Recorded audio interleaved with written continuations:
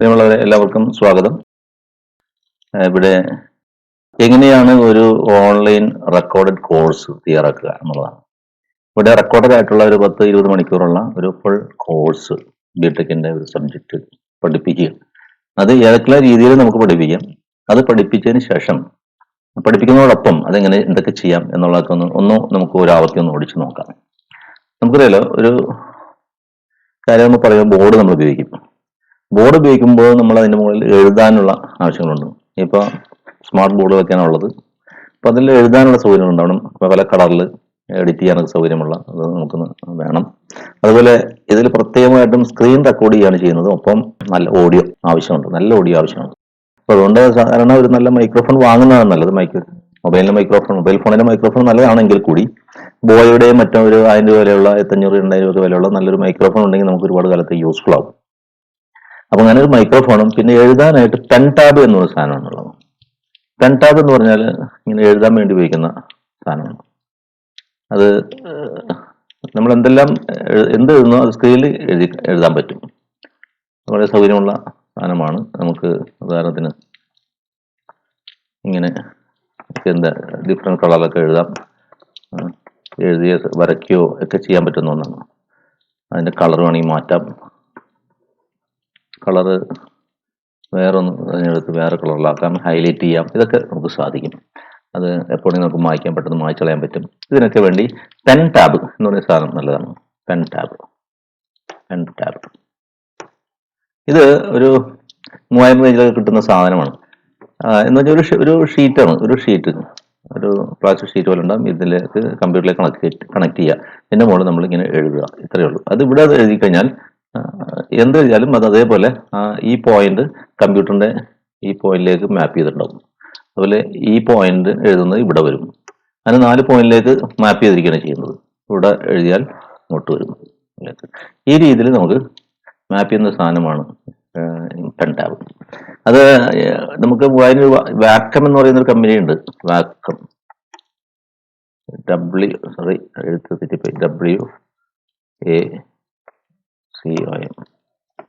Vacuum അല്ലെങ്കിൽ XP pen.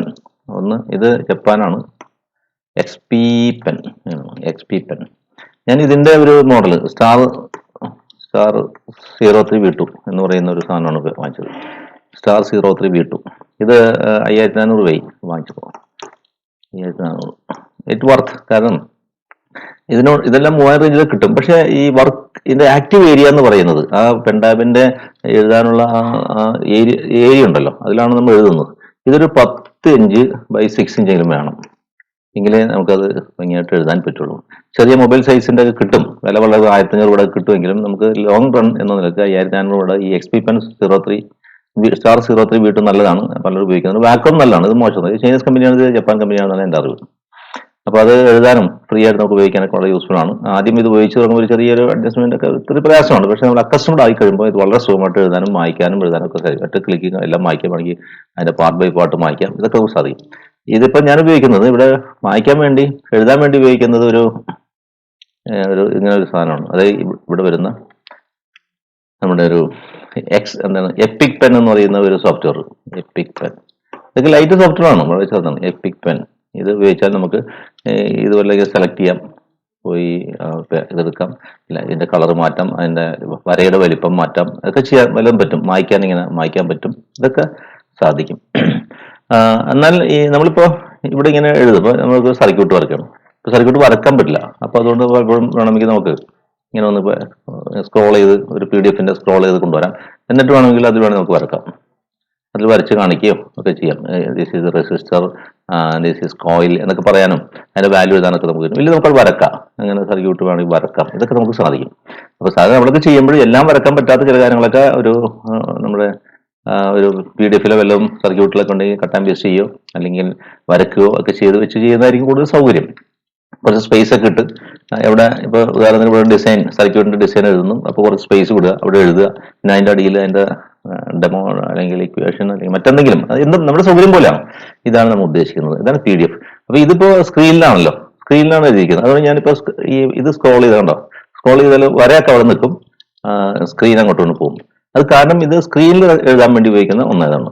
എന്നാൽ നമുക്ക് ഈ PDF തന്നെ വാങ്ങിക്കണമെങ്കിൽ PDF തന്നെ കാണാം. PDF ഇപ്പോൾ നിങ്ങൾക്ക് ഈ PDF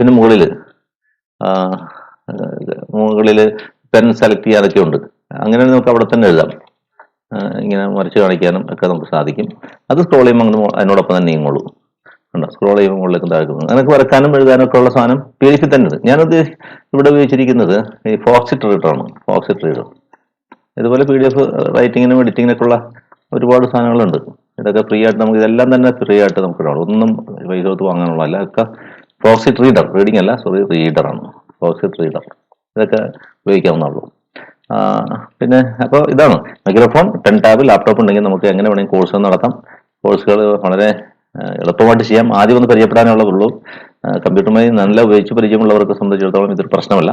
അപ്പോൾ ഒരു ടീച്ചറായി സ്ഥിരമായി താല്പര്യമുള്ളവർക്ക്, ഒരു പൊട്ടൻഷ്യൽ ടീച്ചറെ സംബന്ധിച്ചിടത്തോളം മൈക്രോഫോണും ഒരു ടാബ് ഉണ്ടെങ്കിൽ നമ്മൾ ഒരുപാട് കാര്യങ്ങൾക്ക് ഉപയോഗിക്കാം.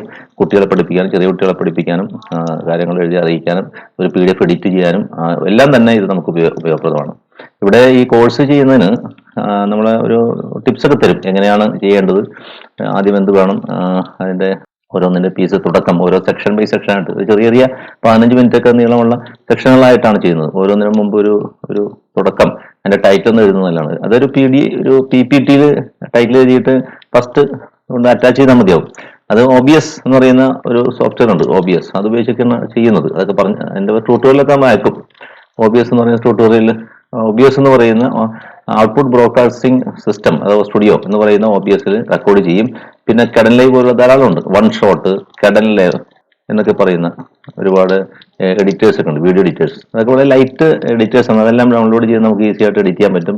പ്രത്യേകിച്ചൊന്നുമില്ല, നമ്മുടെ വീഡിയോ പ്ലസ് ഓഡിയോ അതിലേക്ക് ഇമ്പോർട്ട് ചെയ്തതിന് ശേഷം അതിൽ ഓഡിയോ എഡിറ്റ് ചെയ്യുക, വീഡിയോ എഡിറ്റ് ചെയ്യുക, ഇതൊക്കെ നമുക്ക് ചെയ്യാൻ പറ്റും.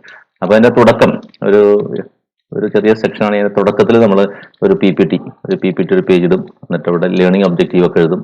എന്നിട്ട് ടൈറ്റിൽ എഴുതും. എന്നിട്ട് നമ്മൾ കാര്യങ്ങൾ പറയാം. അപ്പോൾ പിന്നെ സ്ക്രീൻ റെക്കോർഡിങ്ങിനെ കാണാം. എന്താണ് നമ്മൾ സ്ക്രീനിൽ ചെയ്യുന്നത്, എന്താണോ സ്ക്രീനിൽ വരുന്നത് അത് അതുപോലെ റെക്കോർഡ് ചെയ്യപ്പെടുകയാണ് ചെയ്യുന്നത്.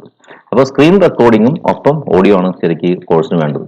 എന്നാൽ ചിലർക്ക് വേണമെങ്കിൽ ഇങ്ങനെ ഒരു ഇൻസെറ്റിൽ തൻ്റെ വീഡിയോ വേണമെങ്കിൽ ഇടാം. ഇങ്ങനെ ഒരു ഇൻസെറ്റ് ചെറിയ റെക്ടാങ്കിൾ പീസ് ഈ സൈഡിൽ ആയിട്ട് വേണമെങ്കിൽ അതിടാം.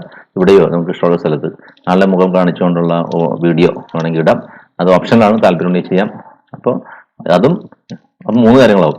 ഈ ഒരു വീഡിയോ, ഓഡിയോ, ഈ പറഞ്ഞ സ്ക്രീൻ റെക്കോർഡിംഗ്, ഇത്തരം കാര്യങ്ങളാണ് അതിൽ വരുന്നത്. ഇതുമായി ബന്ധപ്പെട്ട സംശയങ്ങളൊക്കെ തീർക്കാൻ വേണ്ടി ആളുകളുണ്ട്. അതുപോലെ നിങ്ങളെ സഹായിക്കാൻ ടീമുണ്ട്. അവരൊക്കെ വന്ന് നേരിട്ട് കാണിച്ച് തരികയോ അല്ലെങ്കിൽ വിളിച്ച് പറഞ്ഞു തരികയോ ഒക്കെ ചെയ്യാനുള്ള സംവിധാനങ്ങളുണ്ട്. അതുകൊണ്ട് അത് ശരിക്കും ഉപയോഗപ്പെടുത്തുക. അങ്ങനെ നല്ല കോഴ്സുകൾ ഉണ്ടാക്കി അപ്ലോഡ് ചെയ്താൽ, നമ്മുടെ സെർവറിലേക്ക് അപ്ലോഡ് ചെയ്ത് കഴിഞ്ഞാൽ അതിൻ്റെ മാർക്കറ്റിംഗ് ഓരോ സ്ഥലങ്ങളിലും ഓരോ കുട്ടികളിലേക്കും അത് എത്തിക്കാനുള്ള മാർക്കറ്റിംഗ് സംവിധാനങ്ങൾ, റെപ്രസെൻറ്റേറ്റീവ്സ്, അതിൻ്റെ മാർക്കറ്റിംഗ് പേഴ്സണൽ എക്സിക്യൂട്ടീവ്സ്, ഒരു വിപുലമായ സംവിധാനം ഇതിനുണ്ട്. അവരത് ചെയ്തോളും. അതുകൊണ്ട് നിങ്ങളെ സംബന്ധിച്ചിടത്തോളം നല്ലൊരു റോയൽറ്റി ആണെങ്കിൽ ഓൺലൈനായിട്ട് കാണാൻ സാധിക്കും. അതിൻ്റെ പ്രത്യേകത. പലപ്പോഴും ബുക്കെല്ലാം പബ്ലിഷ് ചെയ്ത് ആർക്കും കൊടുത്താൽ അവരത് എന്തെങ്കിലും ചെയ്യും, നമുക്ക് അത് കിട്ടണമെന്നില്ല കൃത്യമായിട്ട്. ഇതാകുമ്പോൾ കൃത്യമായി നമുക്ക് ലോഗിൻ ചെയ്ത് അത് ചെന്നാൽ നമ്മുടെ ഓരോ കോഴ്സും എത്രമാത്രം കുട്ടികളത് ഉപയോഗിച്ചു എന്ന് പറയും, അവരെത്ര ഫീസ് അടച്ചു, അതിൻ്റെ എത്ര നമുക്ക് കിട്ടുന്നു, ഇതെല്ലാം കൃത്യമായിട്ട് കാണാൻ പറ്റും. ഇതൊക്കെ ശരിക്കും ഉപയോഗപ്പെടുത്തുക എന്നാണ് എനിക്ക് പറയാനുള്ളത്. എല്ലാവരും നല്ല രീതിയിൽ ഉപയോഗിക്കുക. Thank you.